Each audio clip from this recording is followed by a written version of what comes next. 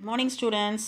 இன்னைக்கு வந்துட்டு exponent and power for class 8 NCERT syllabus exercise number 10.1ல 5th sum வந்து பார்க்க போகிறோம். Find the value of m for which if 5 to the power of m divided by 5 to the power of minus 3 is equal to 5 to the power of m.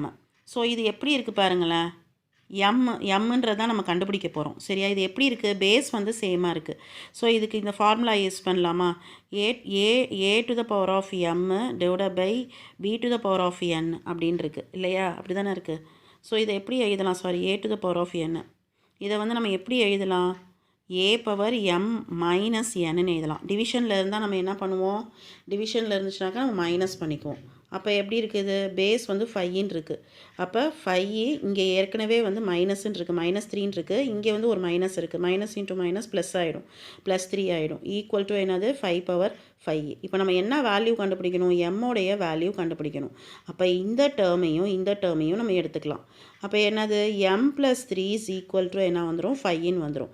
So இந்த 3 வந்து இந்த side transport ஆகி போகும். So m is equal to transpose ஆகி போகையில் 5 - 3 ஆகிடும். இங்கே plus இருக்குது, இந்த ப்ளஸ் இந்த சைடு வரையில் மைனஸ் ஆகிடும். So m is equal to என்ன வந்துடும்? ஆன்சரு 2ன்னு வந்துடும்.